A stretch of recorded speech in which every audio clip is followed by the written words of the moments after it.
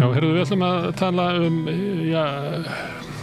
gerbreyttan heim sem að svo virðist sem að Trump sé að fella þá svona heimsmynd í alþjóða stjórnmálum sem að við ólust upp við og þekktum að heimurinn sé allt annar í dag en hann var í fyrra, sumir segja það að Evrópa til dæmis sé í meiri óvissu heldur en hefur verið síðan í seinna stríði. Hingað kominn Sveinn Máni Jóhannesson, sagnfræðingur. Er þetta orðum aukið að heimurinn sem að var, heimsmyndin sem að var, alþjóðakerfið sem að var, er fallið eða er að falla og öllum líkindum verður eitthvað annað að verða til þetta áfram. Að það sé svo róttækt það sem að Trump er að gera og ríkisstjórnans. Já, er það ekki stóra spurningin? Já, hversu djúpt munu þessar breytingar sem eru augljóslega í farvatninu? Já, við erum óvissu tímum og þess vegna er það bara þannig að þegar við erum að tala saman að þá vitum við ekki alveg hvað er í gangi. Nei, við erum í stríðsþokuna skilningi við sjáum ekki alveg hvað er að gerast og stóru gerendurnir á sviðinu sjá það náttúrulega heldur ekki alveg sjálfur. Nei. En ég held að að þetta sé sögulega tímar. Heldur getum lyft okkur að fullera það og breytingarnar verða þessum þú talaði þetta marki undanförnum dögum hefur frá þessum komum að kalla Blitzkriegi eða leifturstríði Trumpistana á í munn síðustu helgi að þá hefur svona komum að segja kommentastéttin eða álitsgjafastéttin í Evrópu og heiminum farið á stað og lýst yfir endalókum þessa alþjóðakerfi sem við búið við frá 1945. Sem smíðaði í kalda stríðinu. Já, það kerfi sem að við tilheyrðum og að sömuleyti kannski út fyrir okkar heimsluta var byggt til þess að byggja upp og vernda völd Bandaríkjanna. Já, og Evrópu á mörguleyti. Evrópa flöt með svona. Kannski afhjúpast það núna að Evrópa var aldrei svona beint þáttakandi og gerandi heldur svona fylgisveinn, Sancho Panza með. Já, vissulega var náttúrulega tengsl Evrópu og Bandaríkjanna hafa frá seinni heimsstyrjöld og frá fyrri heimsstyrjöld, seinni heimsstyrjöld fyrir ekki og fyrr einkennst þessum valdatengslum.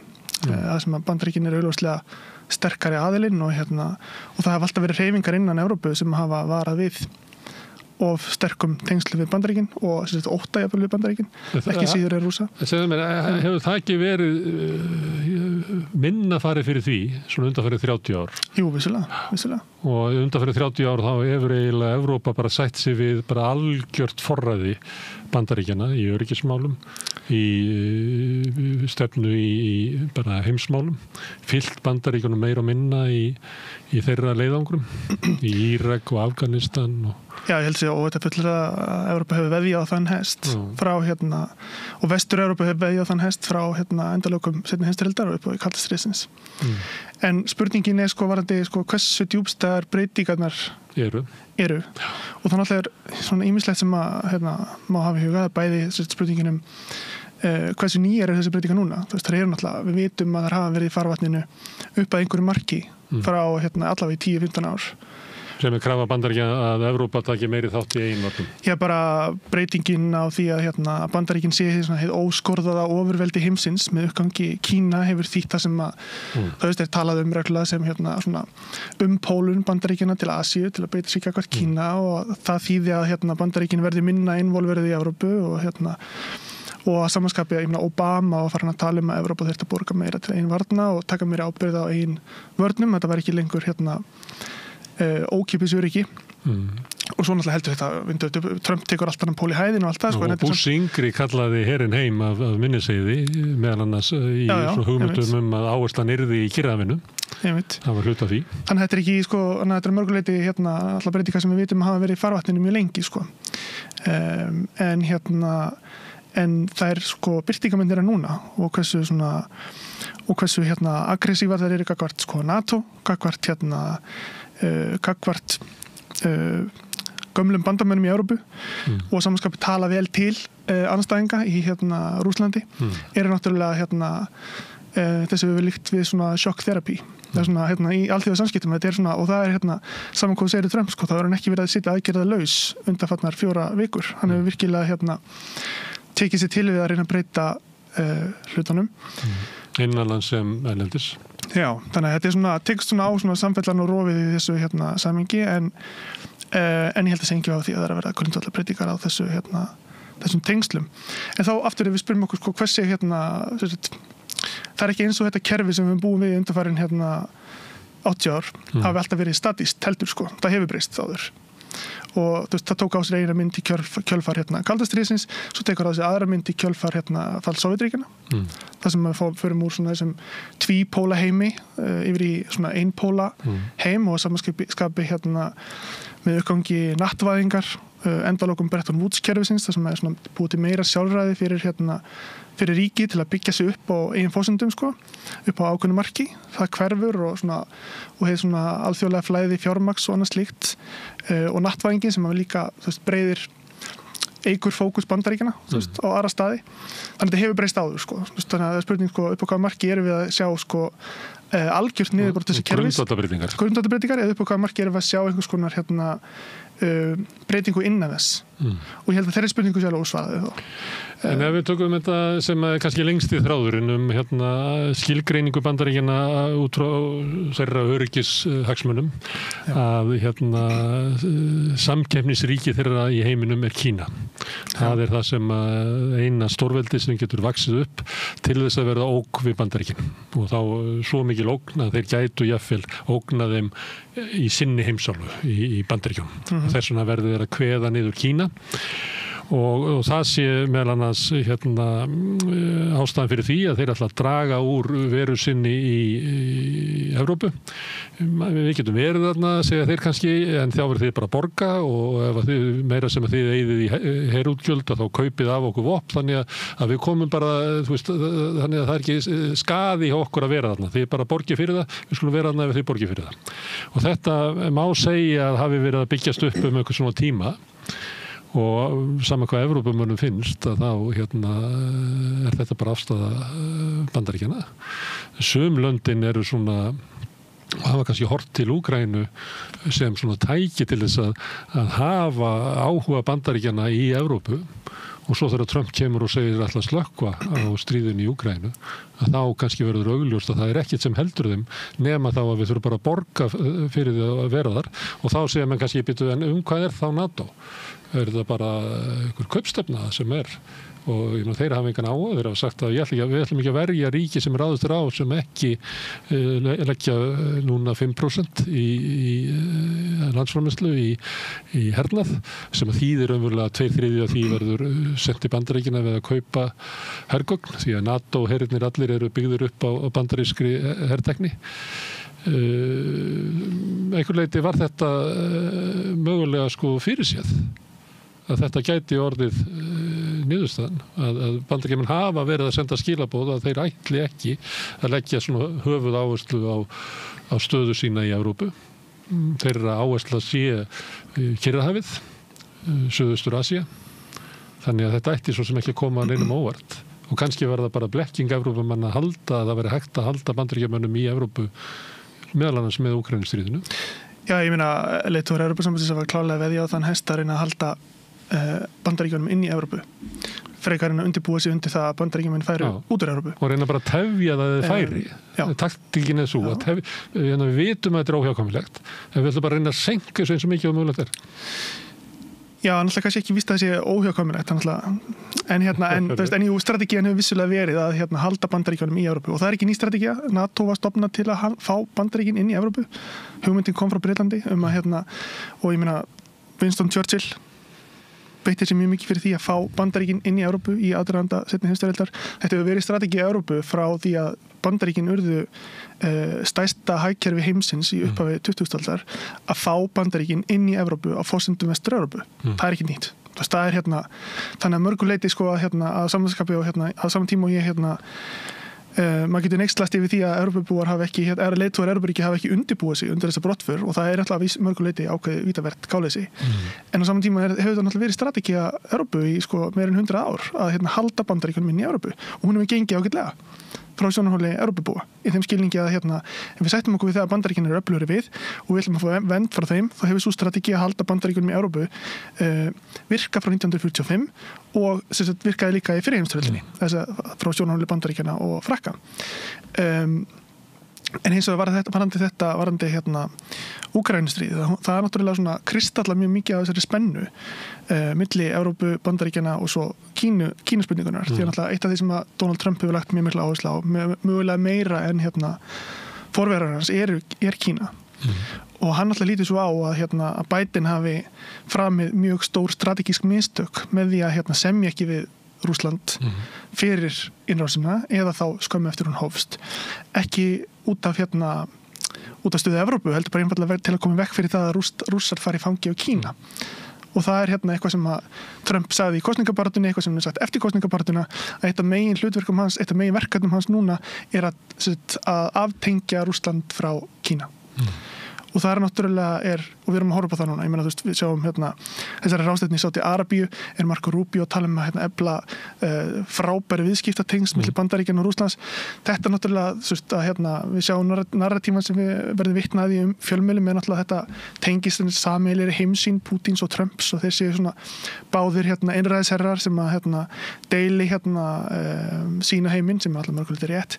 En þetta snýst bara líka geopolítískt að Bandaríkin eru að reyna að reka fleyg milli Rússlands og Kína sem að Úkraínustríðið hefur sameinað mjög mikið.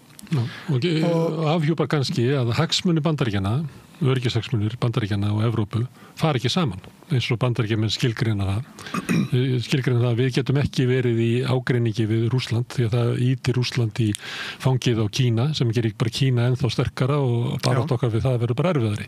Þess vegna verður við að kljúfa á milli Kína og Rússlands með því að gera frið við Rússland og þurfum ekki að spyrja Evrópu hvernig þeim líkar það. Þetta er bara þannig.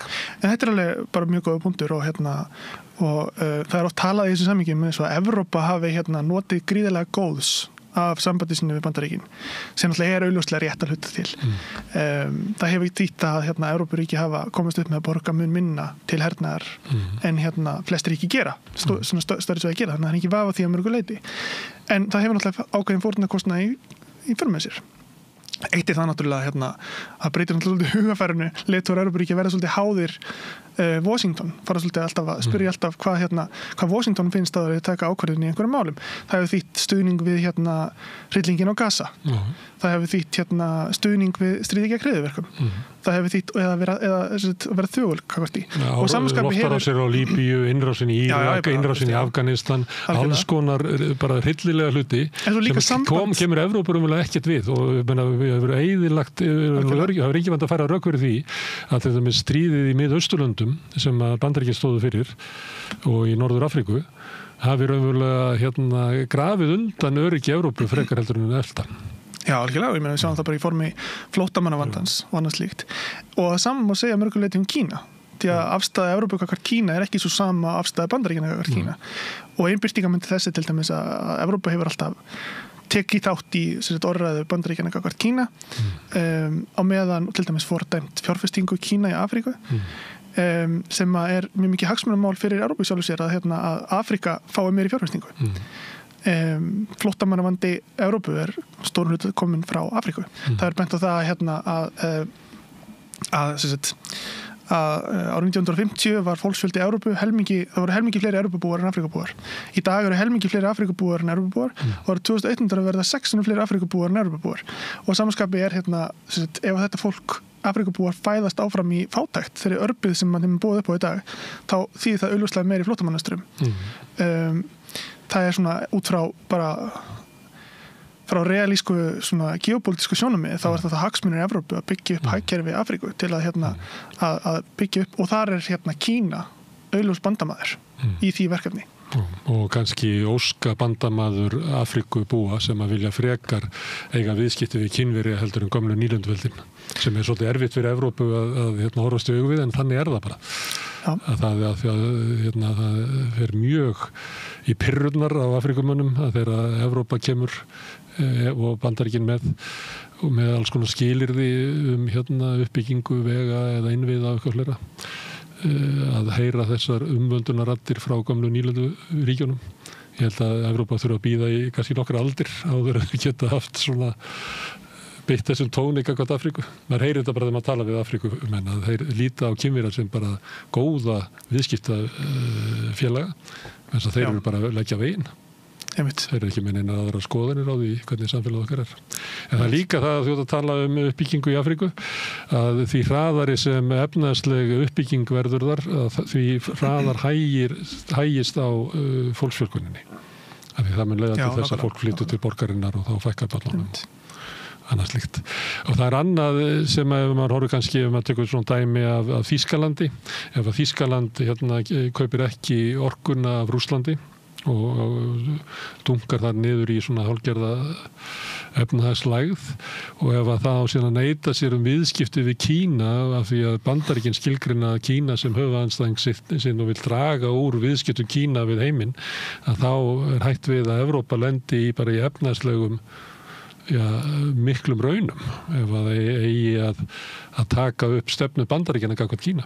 Þetta er náttúrulega svo veruleiki sem er núna orðin mjög aktúelt fyrir leiðtoga Evrópusambandsins og íbúa Evrópu að þessir hagsmunir að það er augljóst að þessir hagsmunir náttúrulega hafa upp mismiklu marki farið saman en núna er augljóst að hversu sterk tókstreitan er og samanskapið þegar að Bandaríkin eru beinlínis farin að beita sig gegn hagsmunum Evrópuríkja og jafnvel farin að koma fram við Evrópuríki eins og Evrópubúar komum fram við Afríku búa, farin að eins og ræða J.D. Vance í frumstætt lýðræði. Já, þessum ferð var að fásta Bandaríkjana til að lesa yfir hausamótunum á Evrópuleiðtogum hvað standið sig illa í byggja upp siðmenninguna sko. Þetta er náttúrulega minnir svolítið á afturkvarf til annara þetta er það sem ég var að vísa í áðan að Afríku með bara þoleikki að lusta. En þannig þurftu Evrópumenn að heyra þetta. Og svo sjáum við þennan samning sem að Trump fyrst á að setja borðið fyrir Zelenski aðgengi að náttúruauðlindum Úkraínu sem framferðið gagnvart Grænlandi að kaupa Grænland frá Danmörku og neita að útiloka hernaðar neita að útiloka hernað í því samhengi sko. Þetta er náttúrulega svona ákveðin þetta hefur verið kallað svona ákveðin nýlenduvæðing Evrópu. Það sem að við erum að sjá að Bandaríkin hafa náttúrulega alltaf verið í þessari valdastöðu gagnvart Evrópu en hún er að taka á sig svolítið svona skarpari og skýrari mynd og að samanskapi hafa náttúrulega Bandaríkin mjög mörg tæki til að þvinga Evrópu því að Evrópa er háð ekki bara bandarískum vörnum, heldur líka bara bandarískum aðflutningum þegar kemur að því að kaupa hergögn fá ákveðin hráefni núna auknum mæli eftir innrás Rússa í Úkraínu, náttúrugasið og svo framvegis. Þannig að eitt af verkefnum Evrópu er komur að segja, bara ákveðið sjálfræði og það er að gera sig óháðari ekki bara að Bandaríkjunum. Ég held að það sé svona ákveðið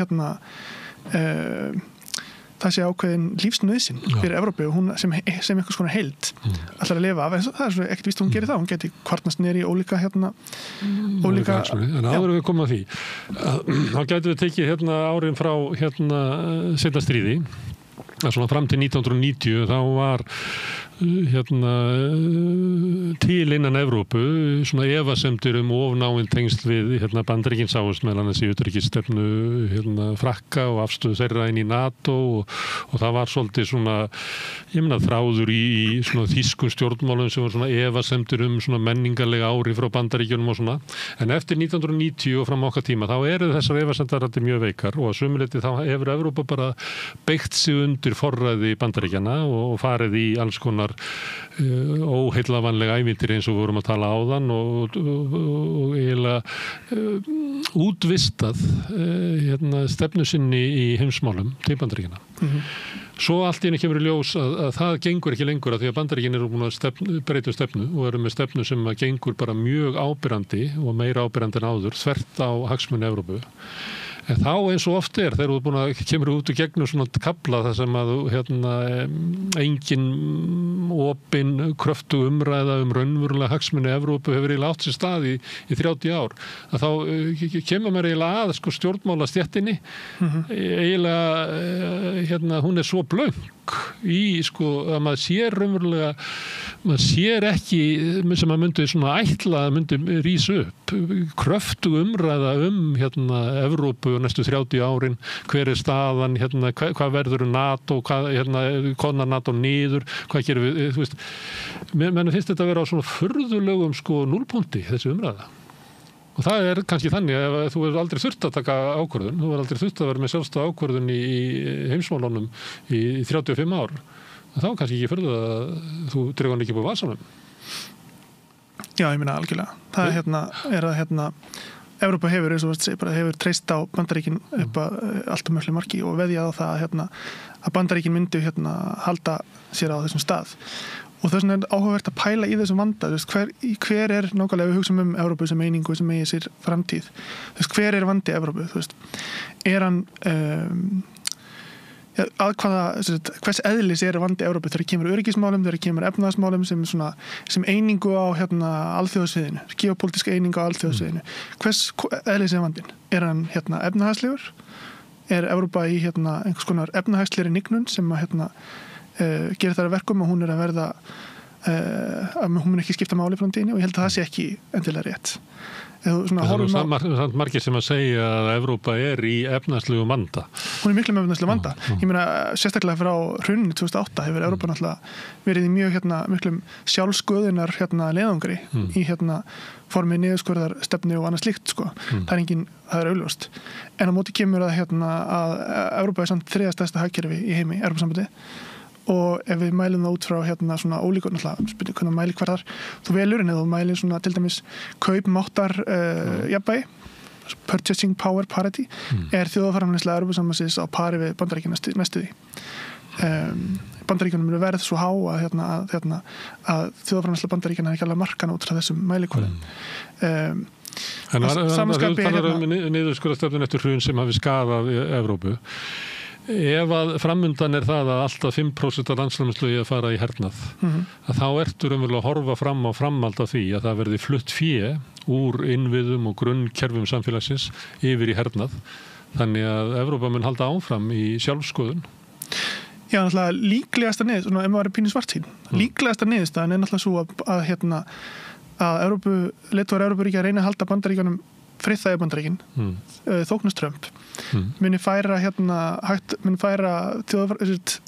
útgjöld upp í 3% af þjóðarframleiðslu á næstu 2 árum og 5% á næstu 5-10 árum og muni gera það með að kaupa aðalega vopn á Bandaríkjunum og muni borga það með niðurskurði í einhvers konar innviðum. Þetta líklegasta niðurstaðan í Austur-Evrópu. Þetta líklegasta niðurstaðan, já, og víðar.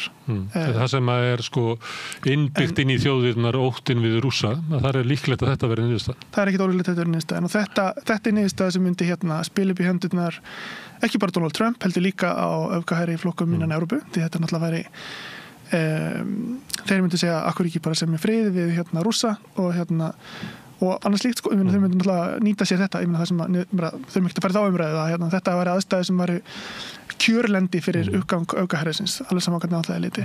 Þannig að þetta væri það versta sem Evrópa geti gert. En á móti kemur að þú þarft ekki vera sérlega róttækur innan Evrópusambandsins til að geta bent á að þetta sé ekki góð strategía og til dæmis þessi Draghi skýrsla sem kom síðasta sumar að hún er ekki þessum vanda hún meðvitað flest þessi vandamál og hún leggur áherslu á fjárfestingu innan Evrópusambandsins byggja upp iðnaðargetu og eða framleiðslugetu og hugvit innan Evrópusambandsins og að samanskapi draga úr því hversu háð Evrópa hergögnum og hertækni frá Bandaríkjunum. En á móti kemur að það þarf einhvers konar annað efnahagsmódel til þess að gera þetta.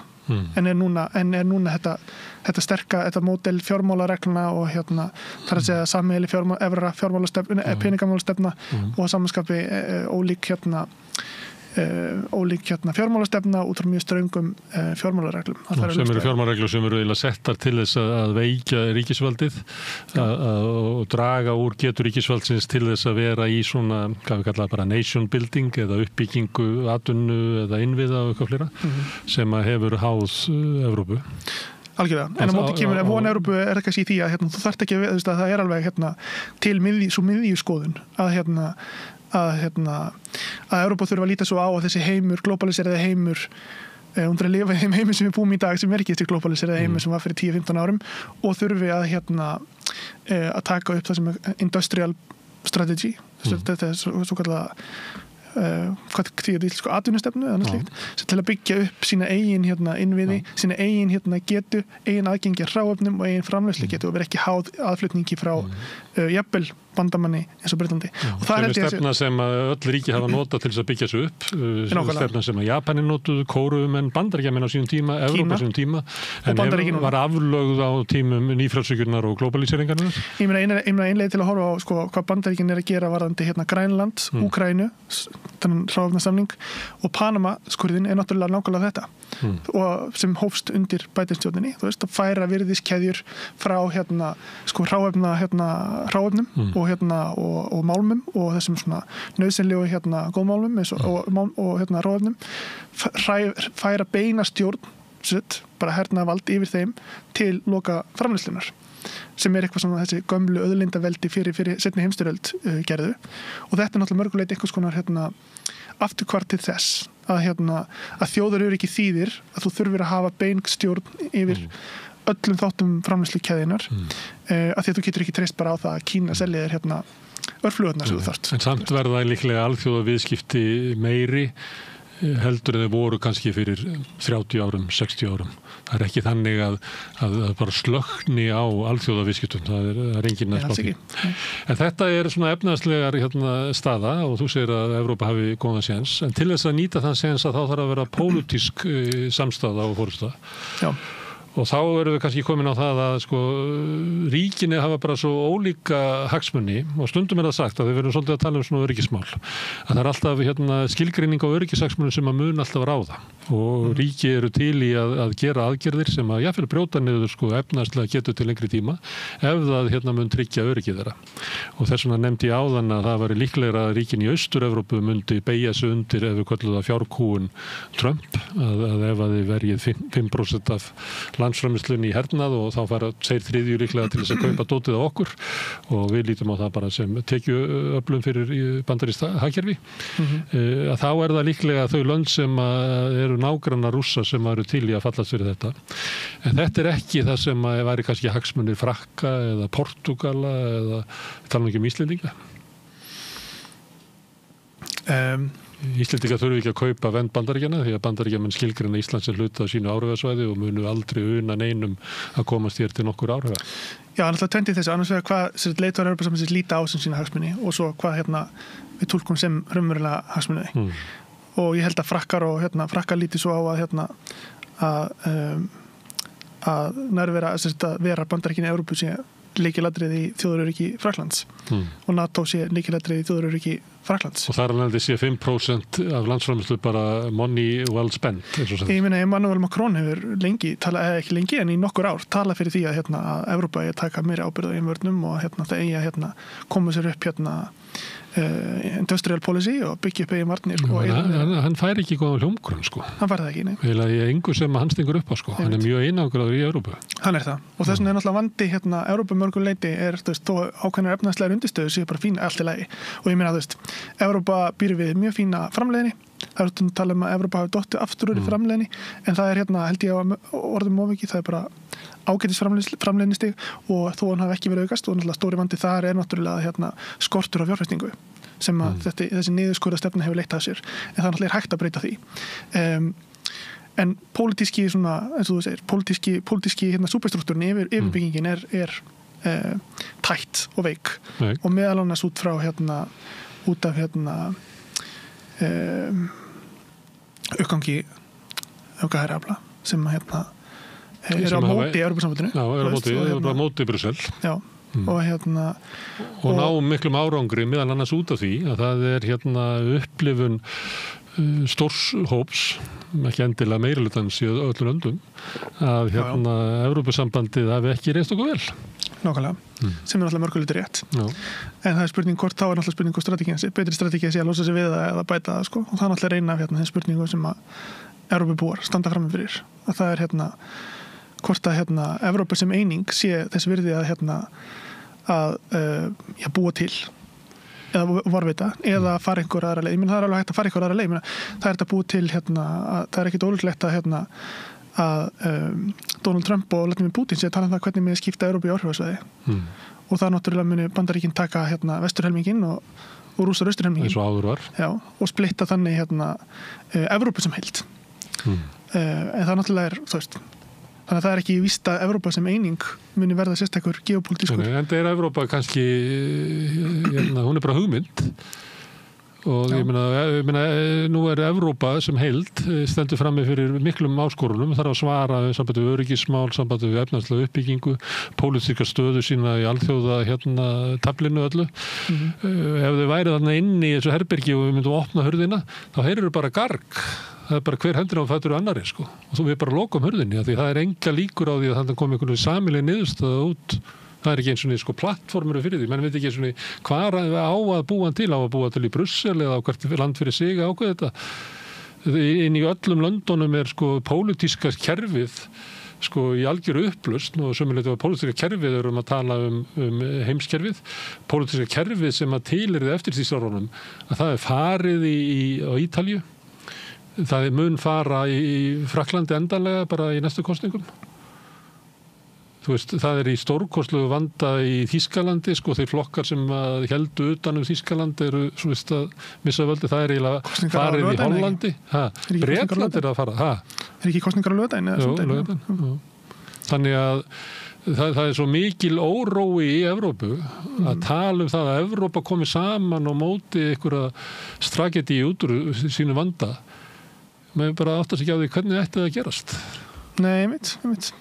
Það mjög valid punktur. Þannig að við sittum bara og horfum á húsi brenna. En að móti kemur, staðreyndin alltaf svo að sá gerandi eða á sviðinu sem hefur fengið Evrópu til að taka ákvarðanir í varnarmálum farinn eða að fara. Það Bandaríkin sem við geta komið og sagt það veist, þið verið að koma ykkur saman þetta eitt.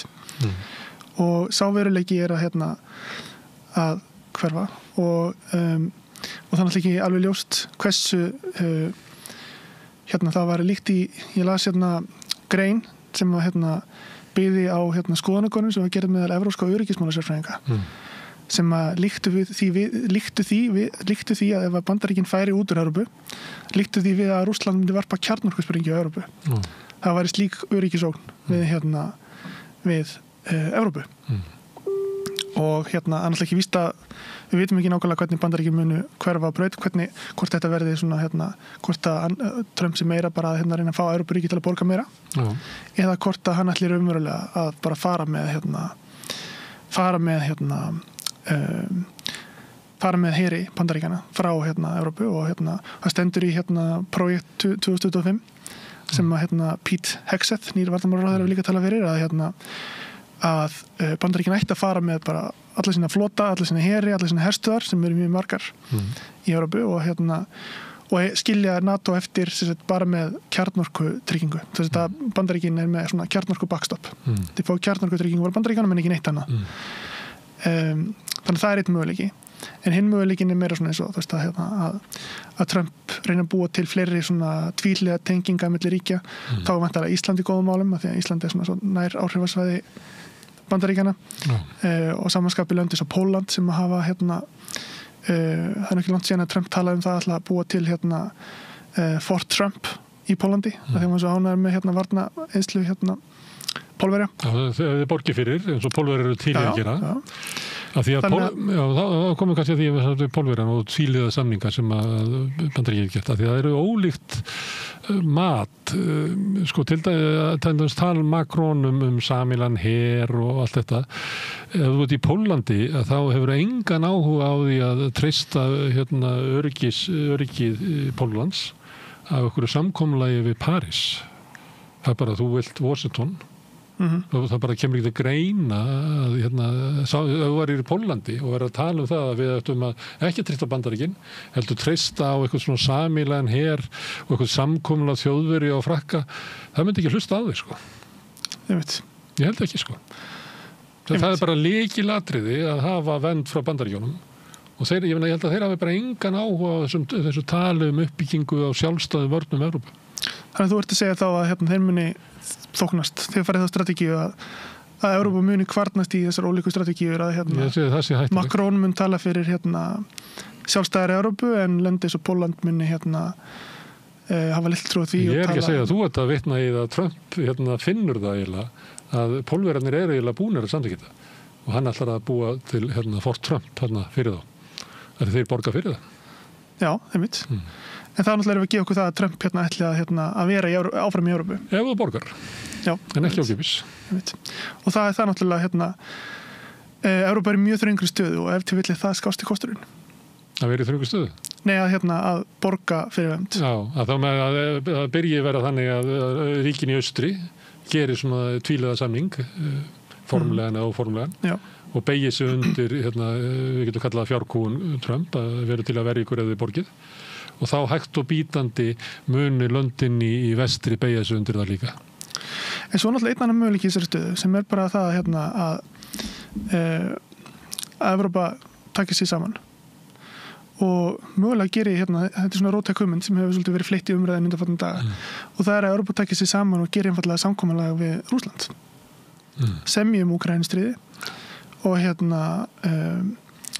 semji niðurstöðu Úkraínustríðsins, semji einhvers konar landamæra ekki landamæra breytingar en svona ólíkar breytingar á afstöðunni gagnvart ríkja sem eru utan Evrópusambandsins að minnsta kosti og stoppa stækkun Evrópusambandsins og annað slíkt. Og svona sjálfstætt fylki í Úkraínu sem að ráði sínum málum og annað slíkt. Og hinn helmingurinn Úkraínu getur þá mögulega gengið í Evrópusambandi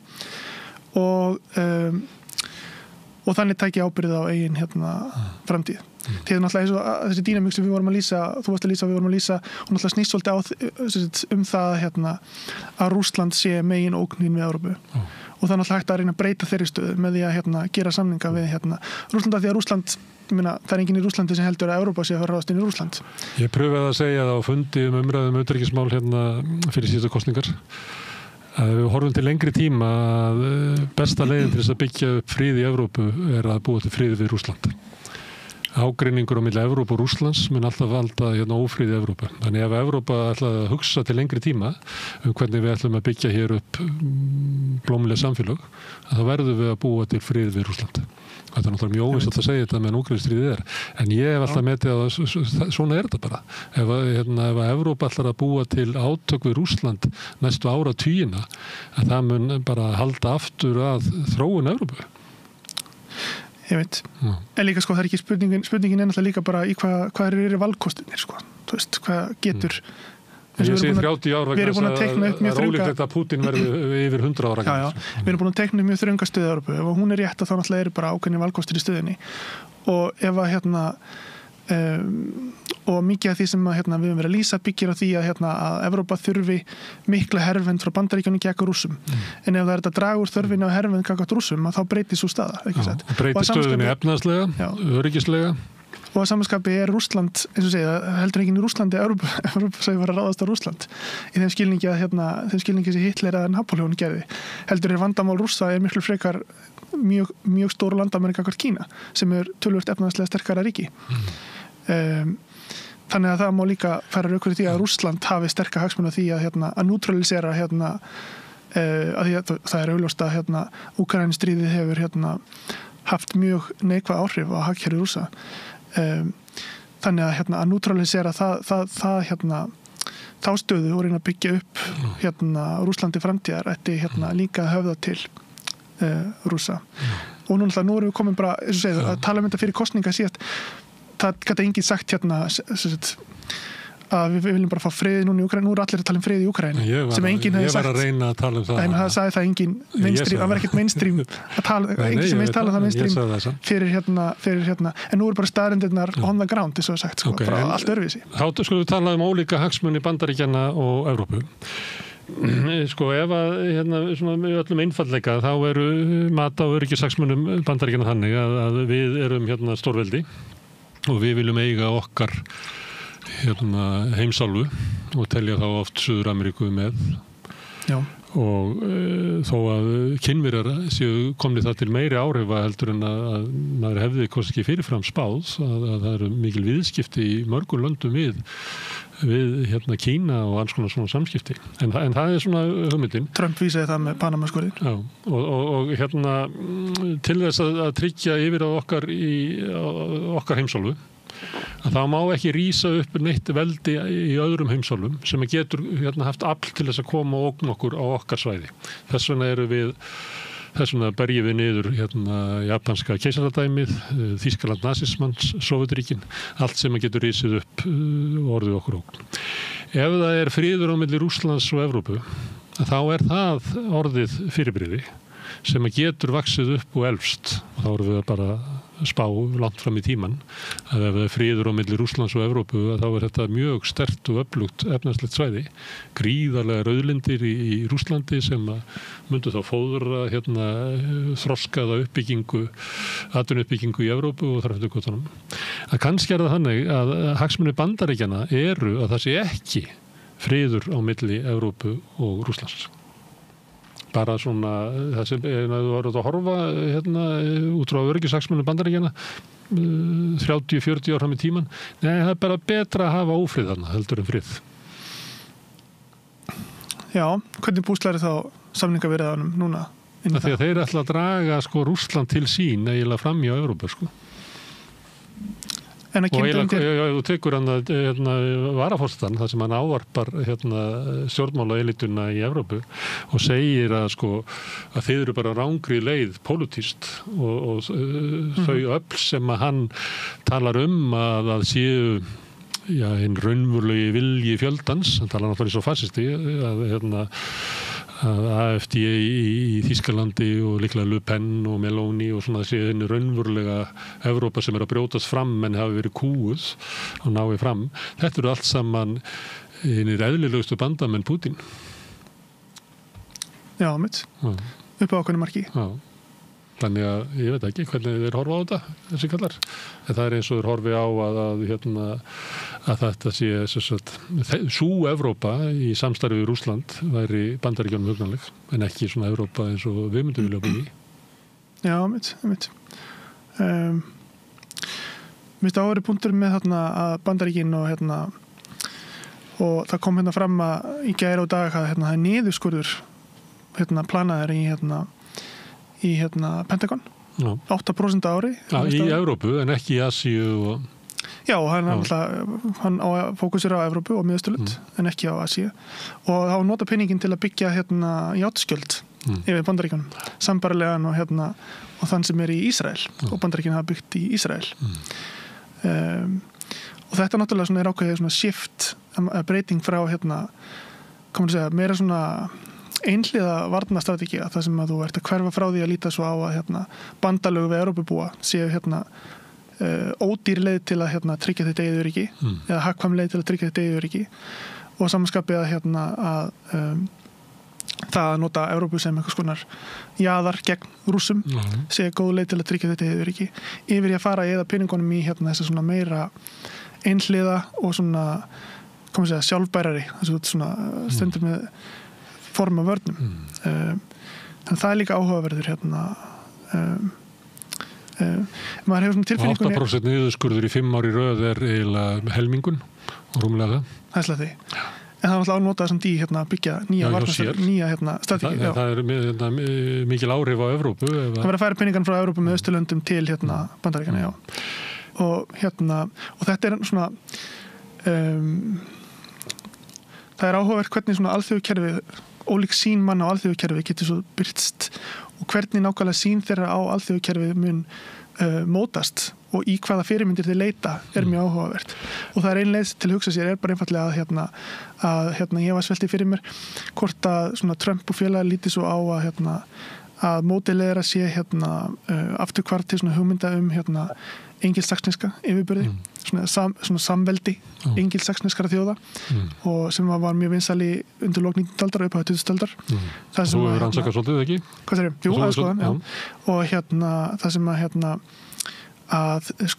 samtvinnunin byggði á ekki á vestrinu, ekki vestrið sem við tölum í dag, heldur á á engilsaxneskum yfirbörðum, kynþáttalegum yfirbörðum og þessir aðilar hafa talað inn í það með því að segja að Kanada ætti að vera 51. ríkið Musk hefur talað það að Bretland ætti að vera 51. ríkið þannig að það svona ákveðnir ólíka, hvað sem fara að gerast þá er Trump-stjórnin ekki fara að taka upp einangrunarstefnu.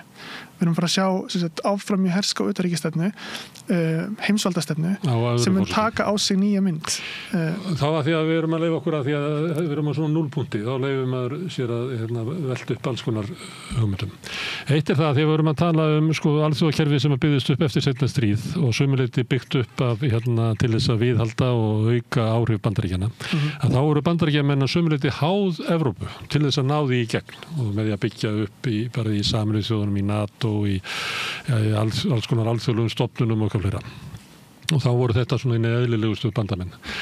Síðan hefur það gerst að með vexti Kína að það hefur orðið svona eins og mótvægi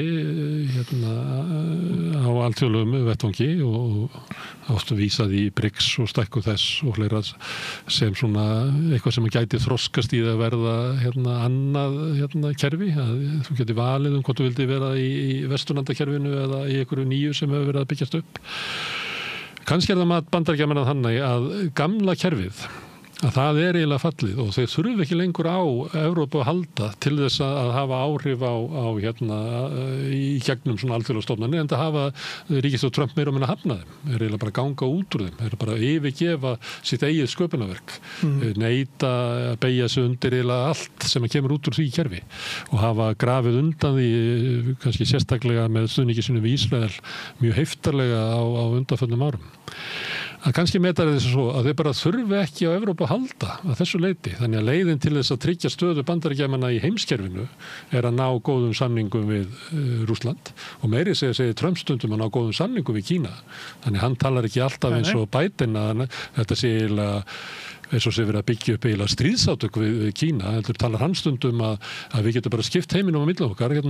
Rússland fær eitthvað og Kína fær eitthvað og svo fáum við þetta og það séu miklu meiri öryggishagsmunir okkar að búa til svoleiðis samkomulag á milli stóru gæjana heldur en að vera alltaf að drastlast með þessa Evrópu þarna sem að skilar engu nema einhverju leiðundum. Einmitt. Ég held að bara maður rýna í garnirnar en ég held ekki að Evrópa skipti Bandaríkin engu máli. Ég held bara Bandaríkin vilja breyta Evrópu. Bandaríki-Trump. Í þeim skilningi að þið vilja sparka Evrópu, vilja nýta sér það að Evrópa undirgefin Bandaríkjanum. Stjórnmálastéttin undirgefin Washington og því að hún þekkir ekkert annað. Það hefur ekki verið neinn evrósk utanríkisstefna ef hún einhvern tímann verið til, þá er hún ekki til í dag. Við höfum ekki haft öryggisstefnu á Íslandi. Hún hefur verið útvistuð upp í Valhöll og þaðan til Pentagon. En aðrir flokkar, heldur sjálfstæðisflokkur hefur varla talað utanríkismál. Og bara, ég held að sjálfstæðismenn upplýðu bara þeir eigi stefnuna. Núverandi utanríkisráðherra tekur upp bara stefnu utanríkisráðherra sjálfstæðisflokksins. Það er eins og þetta sé bara á þetta sé automatík. En alltaf Donald Trump hefur verið uppreist gegn hvað maður kalla það, frjálslynd lýðræði. Hann er einn af uppreisna segjunum gegn frjálslyndu lýðræði og er þannig í hópi með gerendum sem hafa komið fram á sjónarsviðið í meira en 100 ár frá Mussolini og Hitler til Lenin og Stalin og svo framvegis sem hafa gert uppreist gegn þessu frjálslynda lýðræðiskerfi og því alþjóðakerfi sem gerði þetta uppreist gegn keisaraveldinu í Rússlandi. Já, en líka náttúrulega frjálslyndu það var ekki mjög frjálslynd. Nei, hann gerði uppreist gegn frjálslynda leinirlögreglu keisarans og stríðsakkerfið. Já, en þú veist, þeir auðvitað voru í andstöðu við kapitalíska alþjóðakerfi sem Bandaríkin og Bretland og önnur Evrópuríki reynda að endurreisa fyrir heimsstyrjöld. Þeir voru ekki inn í því, þeir voru ekki Nei, það var ekki bóðið heldur. Og Trump er stjarnir og Evrópa náttúrulega er ennþá þar. Trump er að beygja Bandaríkin frá þessu kerfi og Evrópa er ennþá í þessu kerfi og hann náttúrulega vill breyta Evrópu líka. Ég held að snúist ekki það að Bandaríkin þurfi ekki að vilja ekki nýta sér Evrópu. Ég held að þetta snýst að stjórna Evrópu. Þetta snýst að Evrópa er stærsta hagkerfi í heimi, minnst á snýst að hafa tök á Evrópu og samanskapi ef að Bandaríki Trumps alltaf stjórna Evrópu og það er líka að breyta stjórnmálum innan Evrópu í það átt sem að þau hafa breyst í Bandaríkjunum og ég meina við veitum alveg það að gerast, við sáum fundin hans J.D. Vance eftir ræðu sína á Munich-fundinum með formanni AfD og stuðningi óformlega bandalag með Viktor Orbán og aðra slíka, það snýst að breyta Evrópu, búa til Evrópu sem hendar undirgefin Donald Trump, Bandaríkin Trumps frekar en að Evrópa skipti einhverjum máli og þá þetta sjálfsögðu eitthvað skonar þú vilt ekki eyða peningum í nýlendina, þú vilt græða á þeim. Já, og þá ég hef spurt menn að þessu krafan 5% af landsframleiðslu í hernað,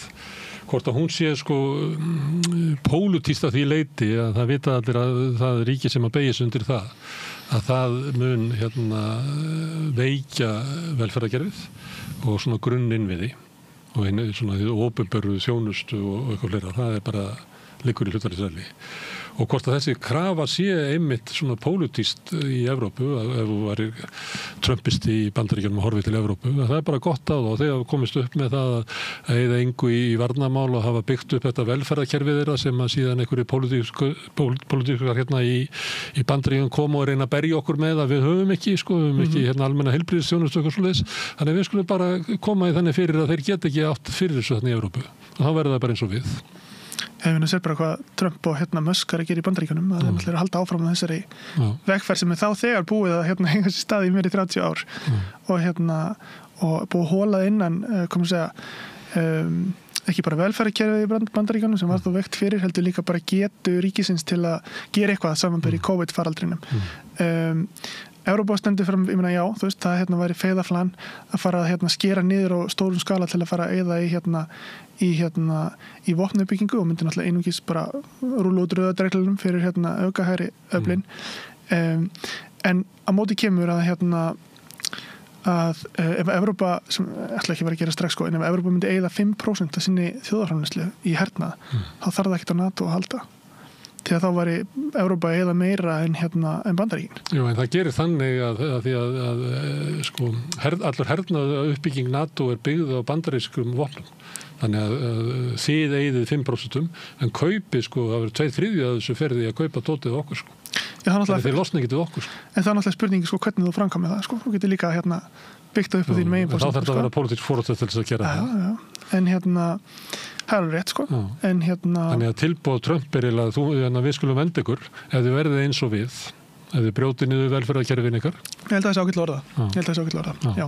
Þannig að ef þið viljið ekki verða eins og við, þá verðið þið að gera eitthvað sem er sjálfstætt og þá er erfiðleikur að sjá það þessi pólitísk forrætt til þess að taka þær ákvarðanir í Evrópu. Það sem ég benti á áðan, að ég vilja taka lönd alltaf, fyrsta ákvörðun er alltaf út frá öryggishagsmunum. Þannig að það getur vel verið að Evrópa taki ákvörðun að verða eins og Trump.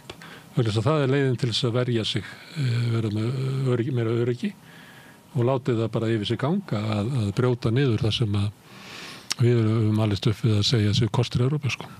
Einmitt. Það geti verið.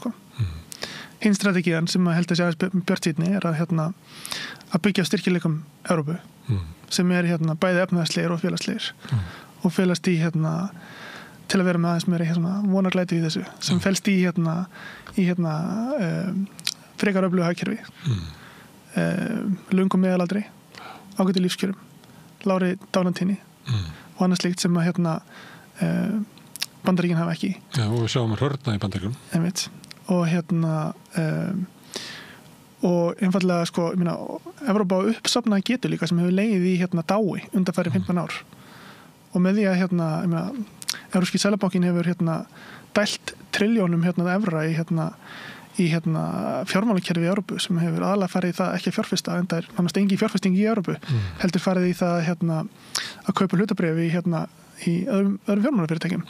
Þannig að getan innan Evrópusambandsins til að gera eitthvað áhugavert er til staðar en vandamáli er eins og hefum ítrekka komið hér inn á og ástæðan fyrir því að Donald Trump kemst upp með að fara með Evrópu eins og hann er að gera er að það er ekki pólitísk forysta. Og það er náttúrulega stóra vandamáli. Það er endurnýjun evrópska stjórnmála. Og þar eru reyndar áhugaverð fordæmi, sakfræðingurinn að til dæmis Holland, Niðurlöndin komist var öflugasta hinn litli Niðurlönd sem voru mjög dreifstýrð lítil lýðveldi með svona sambandsríkja struktúra, mjög dreifstýrðan og veikan, tók samt sem áður að verða öflugasta ríki heimi á 17. öld, langöflugasta ríki heimirinn á 17. öld og standast hernaðarsamkeppni við öflugustu stærstu ríkin, báði sig hverju megin við sig, bæði Bretland og svo Frakkland undir Lóðvík 14. Þetta er náttúrulega mjög fjarlægur heimur, en það sýnir að líka að það er alls konar hægt Sagnfræðingur segir það óttist ekki farið til 17. aldar Sveinn, kæra þakki fyrir að koma hingað og ræðum þetta.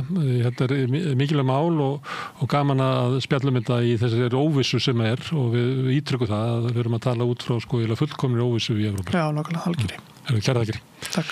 En við höldum hérna áfram við rauðaborðið að reyna að skilja heiminn og samfélagið og okkur sjálf í leiðinni. Næsti kafli eftir augnablik. Með því að ganga í leigjendasamtökin styður þú baráttu leigjenda. Leigjendasamtökin eru fyrir öll þau sem vilja vinna að réttlæti og öryggi á húsnæðismarkaði. Leigjendasamtökin.is